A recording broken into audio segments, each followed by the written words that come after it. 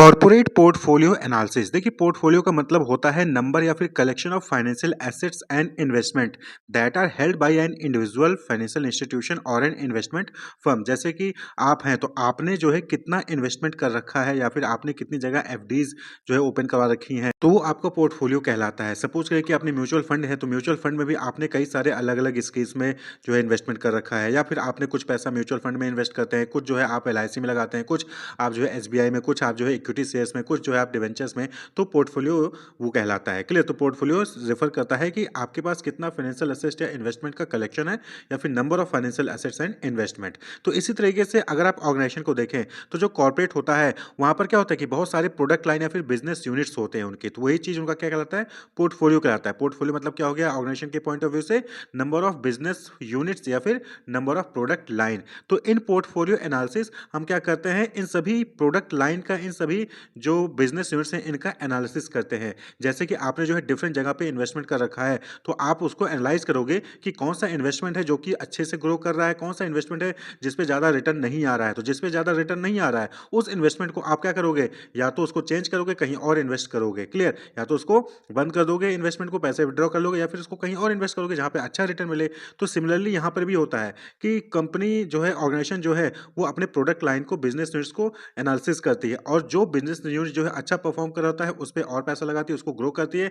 वहीं पर ऐसा बिजनेस यूनिट जो कि न्यूट्रल है, यानी कि नो प्रॉफिट नो लॉस पे है, तो उसको वो कंटिन्यू रख सकती है। वहीं पे जो बिजनेस यूनिट या फिर जो प्रोडक्ट लाइन है वो कम प्रॉफिट अर्न कर रहा है या फिर लॉस में जा रहा है, तो उसको या तो रिवाइव करेगी, उसमें कुछ चेंजेस करेगी, या फिर उसको बंद कर देती है।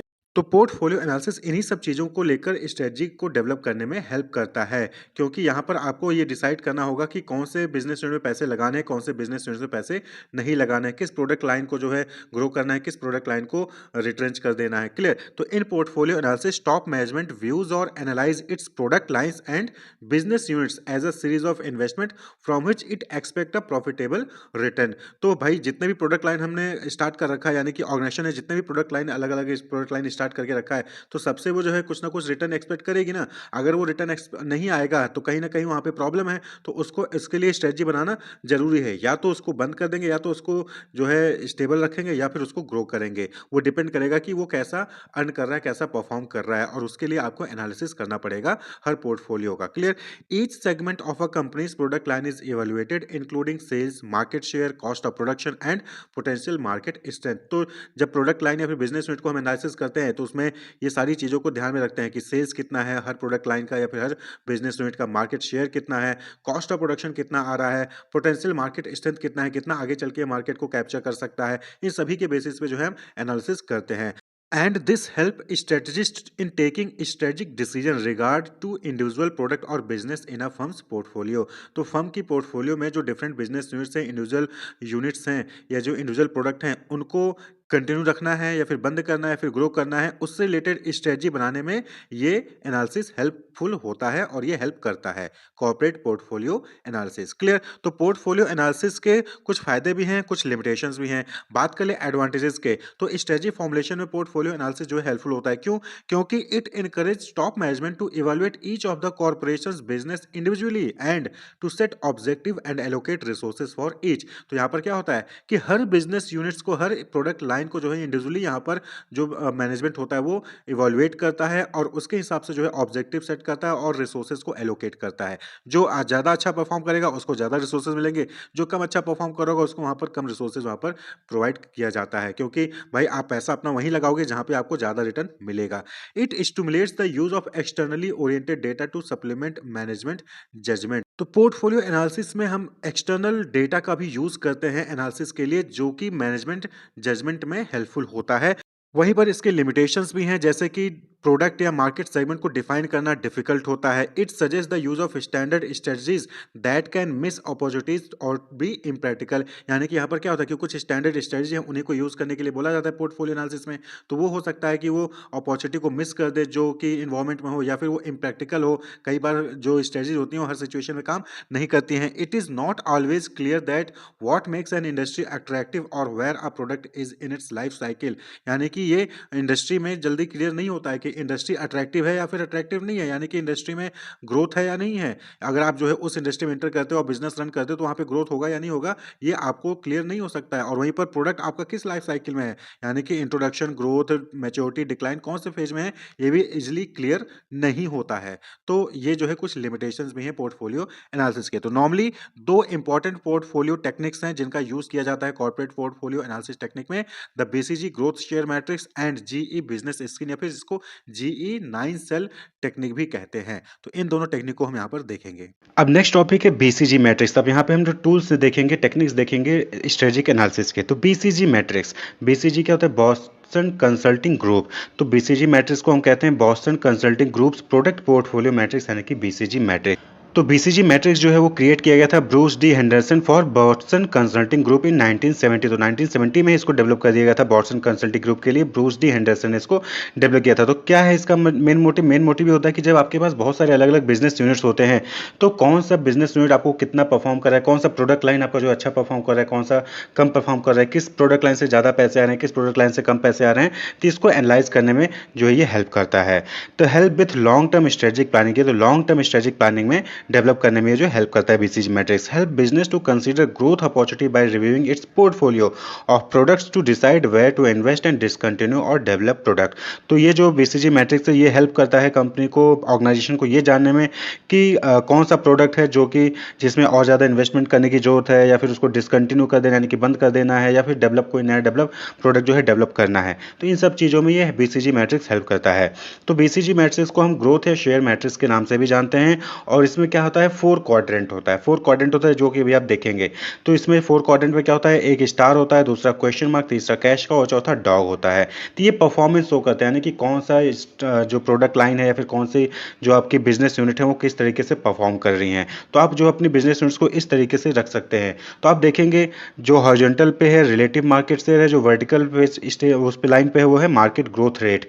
तो मार्केट ग्रोथ रेट ज़्यादा है और मार्केट शेयर ज़्यादा है। तो यानी कि इस केस में क्या हो जाएगा, पहला क्वाड्रेंट आता है देखिए स्टार। यहाँ पे क्या होता है, हाई मार्केट ग्रोथ रेट और हाई रिलेटिव मार्केट शेयर। तो आपको आइडेंटिफाई करना है कि कौन सा ऐसा बिजनेस यूनिट है या फिर कौन सा ऐसा प्रोडक्ट लाइन है जो कि स्टार है आपके लिए, यानी कि जहाँ से आपके लिए मार्केट ग्रोथ रेट भी उसका अच्छा है और मार्केट शेयर भी उसका अच्छा है, वहाँ से आपको ज़्यादा से ज़्यादा पैसे भी आ रहे हैं और ग्रोथ भी उसका हो रहा है। वहीं पे कैश काउ, कैश काउ में क्या है कि आपका मार्केट शेयर तो बहुत ज़्यादा है लेकिन मार्केट ग्रोथ रेट क्या है, कम है। यानी कि आपके पास पैसे तो खूब आ रहे हैं उस बिजनेस यूनिट से या फिर उस प्रोडक्ट लाइन से, लेकिन उसका ग्रोथ रेट क्या है, कम है। Low market growth rate and high relative market share, तो इसको कहते हैं कैश काउ। इस टाइप के बिजनेस यूनिट के प्रोडक्ट को जहाँ से ज़्यादा पैसा आ रहा है लेकिन ग्रोथ रेट कम है तो उसको हम कहते हैं कैश काउ। वहीं पे तीसरा है question mark. Question mark means जहाँ पे हम देख तो रहे हैं कि ग्रोथ रेट तो बहुत है उसका लेकिन मार्केट शेयर बहुत कम है, यानी कि वहाँ से प्रॉफिट नहीं आ रहा है, पैसा बहुत कम आ रहा है, तो इसको हम कहते हैं question mark. High market growth rate है लेकिन लो रिलेटिव मार्केट शेयर है, तो मार्केट शेयर कम है यानी कि उसमें पैसा कम आ रहा है। वहीं पे डॉग क्या है, डॉग मतलब कि वो किसी लायक नहीं है, ना ही मार्केट ग्रोथ रेट है और ना ही उसमें मार्केट शेयर है। तो लो मार्केट ग्रोथ है, लो रिलेटिव मार्केट शेयर। तो नॉर्मली हम क्या कहते हैं कि जो डॉग वाली क्वाड्रेंट में होते हैं उस आपके बिजनेस यूनिट्स को या फिर कह लीजिए कि प्रोडक्ट लाइन को हम डिसकंटिन्यू करने की कोशिश करते हैं। वहीं पे जो स्टार है या फिर कैश काउ है इनको हम और इन्वेस्ट करते हैं और डेवलप करते हैं। क्वेश्चन मार्क में भी जो है इन पे भी हम इन्वेस्टमेंट या फिर डेवलपमेंट करते हैं। तो ये जो है बीसीजी मैट्रिक्स कहलाता है। इसी को हम बॉस्टन कंसल्टिंग ग्रुप या फिर ग्रोथ या शेयर मार्केट मैट्रिक्स कहते हैं। तो star, question mark, cash cow, dog. Cash cow जहाँ पे मार्केट ग्रोथ रेट कम होता है लेकिन मार्केट शेयर ज़्यादा होता है। स्टार में दोनों मार्केट ग्रोथ है तो मार्केट शेयर दोनों ज़्यादा होता है। क्वेश्चन मार्क में मार्केट ग्रोथ रेट तो ज़्यादा होता है लेकिन रिलेटिव मार्केट शेयर कम होता है। वहीं पे डॉग में मार्केट ग्रोथ रेट भी कम होता है और रिलेटिव मार्केट शेयर भी कम होता है।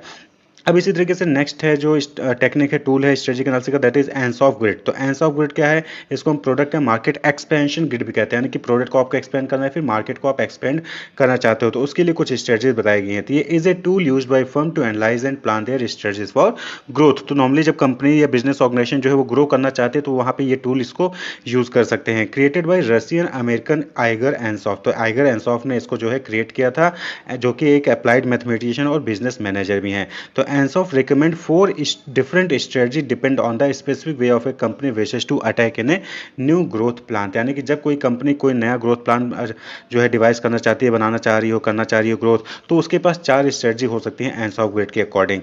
Market penetration, market development, product development या फिर डाइवर्सिफिकेशन। इन चारों स्ट्रेटजी में से कोई सा भी वो यूज कर सकता है। तो आइए एक एक करके देखते हैं क्या होता है। तो देखिए ये है स्ट्रेटजीज फॉर ग्रोथ, ये क्या है, ANSOF ग्रिड है। तो यहाँ पे कंपनी के पास 4 ऑप्शन होते हैं, या तो प्रोडक्ट डेवलपमेंट स्ट्रेटजी अपना ले, या फिर डाइवर्सिफिकेशन स्ट्रेटजी अपना ले, या फिर मार्केट पेनिट्रेशन स्ट्रेटजी, या फिर मार्केट डेवलपमेंट स्ट्रेटजी अपना ले। तो देखिए प्रोडक्ट या कि एग्जिस्टिंग प्रोडक्ट का ही यूज करके वो ग्रो करना चाह रही है, या फिर न्यू प्रोडक्ट डेवलप करना चाह रही है। मार्केट के केस में बात करें तो करंट मार्केट में डील करना चाह रही है, फिर कोई नया मार्केट डील करना चाह रही है। तो इन दोनों के फेस में हम जो है इसको 4 स्ट्रेटजी बनाएंगे। तो हॉरिजॉन्टल पे मार्केट है और वर्टिकल पे प्रोडक्ट है।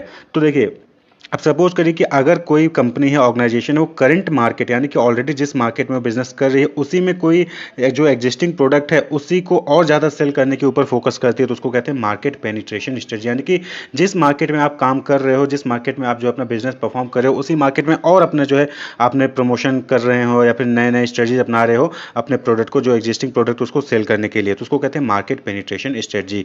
वहीं पर अगर आप जो एग्जिस्टिंग मार्केट है उसी में कोई नया प्रोडक्ट लॉन्च कर देते हो तो उसको कहते हैं प्रोडक्ट डेवलपमेंट स्ट्रेटजी। यानी कि ऑलरेडी आप किसी मार्केट में आप जो है सपोज करिए कि इंडिया में आप जो है कोई प्रोडक्ट सेल कर रहे थे, उसके बाद आपने एक नया प्रोडक्ट और लॉन्च कर दिया इंडिया में, तो that is product development strategy. वहीं पे अगर हम बात करें कि आप नया मार्केट जो है आप चले जाते हो, सपोज कि आप इंडिया में काम करते हैं, आप जो है बाहर किसी दूसरी कंट्री में चले गए और वहां पे अपने एग्जिस्टिंग प्रोडक्ट को आपने लॉन्च कर दिया, तो उसको कहते हैं मार्केट डेवलपमेंट स्ट्रेटजी। यानी कि प्रोडक्ट वही है लेकिन आपने नया मार्केट चूज कर लिया अपने प्रोडक्ट के लिए, तो उसको कहते हैं मार्केट डेवलपमेंट स्ट्रेटजी। वहीं पे अगर आप नए मार्केट में नया प्रोडक्ट लॉन्च करते हैं, इंडिया में जो प्रोडक्ट है वो तो है, लेकिन आप सपोज करिए अमेरिका में गए, अमेरिका में आपने कोई नया प्रोडक्ट लॉन्च कर दिया, तो इसको कहते हैं डाइवर्सिफिकेशन स्ट्रेटजी। यानी कि अपने आप को आपने डाइवर्सिफाई किया, अपने नया मार्केट पे एंटर किया और नए प्रोडक्ट के साथ आपने एंटर किया। तो ग्रोथ है यहाँ पे, क्या है, ग्रो कर रहा है। या तो आप पेनिट्रेशन स्ट्रेटजी यूज करोगे, यानी कि जहां पे हो उसी में और ज्यादा सेल को इंक्रीज करिए, या फिर आप जो है नया प्रोडक्ट डेवलप कर लीजिए, या फिर आप नया मार्केट डेवलप कर लीजिए, या फिर आप जो है नया प्रोडक्ट और नया मार्केट और नया प्रोडक्ट दोनों ही डेवलप कर लीजिए। तो दैट इज ANSOF ग्रिड, इसको कहते हैं। नेक्स्ट जो टॉपिक है आपका GE 9 सेल मैट्रिक्स है। तो ये भी क्या है, स्ट्रेटजिक एनालिसिस का टूल है। GE 9 सेल जनरल इलेक्ट्रिक कहते हैं इसको, जनरल इलेक्ट्रिक 9 सेल मॉडल या फिर मैकेंसी 9 सेल मॉडल कहा जाता है। तो जनरल इलेक्ट्रिक ने मैकेंसी कंसल्टेंसी के लिए इसको जो है डेवलप किया था। Also called as stop light strategy matrix, यानी कि जो कि आपने ट्रैफिक सिग्नल में देखा है कि रेड ग्रीन येलो 3 सिग्नल होते हैं, तो उसी तरीके से यहाँ पे GE 9 सेल में भी क्या होता है कि 3 3 6 3 9, 3 जो है रेड होते हैं, 3 जो है ग्रीन होते हैं और 3 जो है येलो मैट्रिक्स होते हैं। अभी आप देखेंगे इसको। तो also called as stop light strategy, यानी कि स्टॉप लाइट स्ट्रेटजी भी कहा जाता है इसको। Develop by McKinsey and company consultancy group in the 1970। तो McKinsey and company consulting group जो है इसको डेवलप किया था GE 9 सेल के द्वारा। Major business unit strength against industry attractiveness and this is the key difference. तो यहाँ पे GE 9 सेल में क्या देखा जाता है कि किसी भी बिजनेस यूनिट की क्या स्ट्रेंथ है इंडस्ट्री अट्रैक्टिवनेस के साथ, यानी इंडस्ट्री ज़्यादा अट्रैक्टिव है या नहीं है, उसके हिसाब से आपका बिजनेस यूनिट स्ट्रेंथ है या नहीं है, उसके हिसाब से आपको डिसीजन लिया जाता है यहाँ पे GE 9 सेल में। तो offer a systematic approach for the multi business enterprises to prioritise their investment among the various business unit. तो नॉर्मली GE 9 सेल कहाँ पे यूज होता है, किन कंपनियों द्वारा, कि जिनके पास मल्टीपल बिजनेस हैं, यानी कि आप जो है रिटेल इंडस्ट्री में भी हो, आप जो है टेलीकॉम इंडस्ट्री में भी हो, आप जो है क्या कहते हैं कि ट्रांसपोर्टेशन यानी हॉस्पिटल इंडस्ट्री, हॉस्पिटैलिटी इंडस्ट्री में भी हो। तो इस केस में जब आप कई सारी इंडस्ट्रीज में होते हैं तो वहाँ पे आपको जो है ये GE 9 सेल जो है मैट्रिक्स हेल्प करता है कि कौन से बिजनेस में ज़्यादा फोकस करें, कौन से पे कम करें, कहाँ पे बंद करना है, कहाँ पे और ज़्यादा इन्वेस्ट करना है, उसमें डिसीजन लेने में हेल्प करता है। It is a framework that evaluates business portfolio and provide further strategic implication. तो जाहिर सी बात है कि यह आपको हेल्प करता है कि आप जो है कौन से बिजनेस आपको प्रॉफिटेबल है, कौन सा बंद करना है, इस चीज़ में डिसीजन मेकिंग में हेल्प करता है। There are 9 boxes. तो GE 9 सेल में क्या होता है, 9 बॉक्स होते हैं जहाँ पे प्रोडक्ट कैन बी प्लॉटेड। तो आपको अपना प्रोडक्ट उसके अकॉर्डिंग वहाँ पे प्लॉट करना होता है। तो ये 9 सेल हैं। देखिए GE 9 cell, business unit strength जो है हॉरिजॉन्टल पे है, इंडस्ट्री अट्रैक्टिवनेस वर्टिकल फेस पे है। तो बिजनेस यूनिट स्ट्रेंथ यानी कि स्ट्रॉन्ग बिजनेस है आपका, एवरेज है या फिर वीक है। वहीं पे जिस इंडस्ट्री में वो काम कर रहा है वो बिजनेस यूनिट, वो कैसा है, हाई अट्रैक्टिव है, मीडियम अट्रैक्टिव है, फिर लो अट्रैक्टिव इंडस्ट्री है। तो आपकी बिजनेस का स्ट्रेंथ क्या है, स्ट्रॉन्ग, वीक या फिर एवरेज, और जिस इंडस्ट्री में वो बिजनेस रन कर रहा है वो कैसा है, उसकी अट्रैक्टिवनेस कैसी है, हाई, मीडियम मीडियम लो। तो अगर सपोज़ करें कि आपका बिज़नेस जो है स्ट्रॉन्ग है और इंडस्ट्री अट्रैक्टिवनेस जिस इंडस्ट्री का वो बिज़नेस है वो जो है हाई है, अट्रैक्टिवनेस हाई है, तो उस केस में आपको क्या डिसीजन लेना है? ग्रो, यानी कि और ज़्यादा इन्वेस्ट करिए, प्रोडक्ट डाइवर्सिफिकेशन करिए, मार्केट डाइवर्सिफिकेशन करिए। आपको अपने जो इन्वेस्टमेंट है उसको और बढ़ाना है, ग्रो करना है उसमें। वहीं पे अगर बिज़नेस यूनिट जो स्ट्रेंथ जो है एवरेज है, यानी कि आपके बिजनेस यूनिट्स का जो स्ट्रेंथ है वो एवरेज है, नॉर्मल है, ज़्यादा कुछ खास नहीं है, स्ट्रांग नहीं है ना वीक है, लेकिन इंडस्ट्री एक्टिवनेस हाई है, तो उस केस में भी आपको क्या है? ग्रो का ही स्टेज लेना है, यानी कि आपको जो है और इन्वेस्टमेंट करना है, डाइवर्सिफिकेशन करना है, पेनिट्रेशन स्ट्रेटजी अपनानी है, जो भी अपने हैं आप उसको अपना सकते हैं। वहीं पे अगर आपकी जो बिजनेस यूनिट स्ट्रेंथ है वो स्ट्रांग है और इंडस्ट्री अट्रैक्टिवनेस मीडियम है, तो उस केस में भी आप क्या है? ग्रो कर सकते हो, यानी कि और आपको जो है उसमें इन्वेस्टमेंट करने की जरूरत है, डाइवर्सिफिकेशन करने की जरूरत है। लेकिन अगर आपकी बिजनेस यूनिट स्ट्रेंथ एवरेज है और अट्रैक्टिवनेस इंडस्ट्री की मीडियम है, तो उस केस में आपको होल्ड रखना है। वहीं पे अगर बिजनेस यूनिट स्ट्रेंथ स्ट्रांग है लेकिन अट्रैक्टिवनेस इंडस्ट्री की लो है, तो उस केस में आपको होल्ड रखना है। और अगर बिजनेस यूनिट स्ट्रेंथ जो है आपकी वीक है और अट्रैक्टिवनेस हाई है, तो उस केस में भी जो है आपको होल्ड रखना है, क्योंकि आपके कंपटीटर आपको बीट कर जाएंगे। तो होल्ड करना है, यानी कि अपने आप को कंट्रोल करके रखिए ताकि आप मार्केट में एडजस्ट करें, फिर बाद में कोई अचानक से प्लान कर सकते हो। वहीं पे अगर आपके बिजनेस यूनिट की स्ट्रेंथ वीक है और अट्रैक्टिवनेस इंडस्ट्री की मीडियम है या फिर लो है, तो उस केस में आपको हार्वेस्ट करना है, यानी कि जितना ज़्यादा कमा सकते हैं कमाइए और मार्केट से निकलिए। वहीं पे बिजनेस यूनिट स्ट्रेंथ अगर एवरेज है और मार्केट अट्रैक्टिवनेस जो है, इंडस्ट्री अट्रैक्टिवनेस जो है वो भी लो है, तो उस केस में भी आपको हार्वेस्ट डिसीजन चूज करना है। तो यहाँ पे आपको दिखाता है कि G9 सेल में कि कब कौन सी स्ट्रेटजी आपको लगानी है। तो बिजनेस स्ट्रेंथ अच्छी है और अट्रैक्टिवनेस भी अच्छा है, तो आपको ग्रो करना है और इन्वेस्ट करना है और डाइवर्सिफाई करना है, मार्केट पेनिट्रेशन करना है, प्रोडक्ट डेवलपमेंट करना है। जो भी स्ट्रेटजी आप अपना सकते हो वो अपनी स्ट्रेटजी अपना सकते हो। वहीं पे अगर आपकी स्ट्रेंथ वीक है और अट्रैक्टिवनेस मीडियम है, तो होल्ड करिए या फिर आप हार्वेस्ट कर लीजिए। तो ग्रीन यानी कि आप और ज़्यादा आगे चलिए उसमें, येलो यानी कि आपको थोड़ा सा सोच समझ के आगे चलना है, और लाल यानी कि आपको वहाँ से ज़्यादा से ज़्यादा प्रॉफिट कमा के बाहर निकलना है। खतरा है वहाँ पे, आपकी कंपनी, आपको कंपटीशन ज़्यादा होगा और वहाँ पे आपको ज़्यादा प्रॉफिट नहीं हो सकता है। तो ये G9 से स्ट्रेटजी बनाने में हेल्प करता है।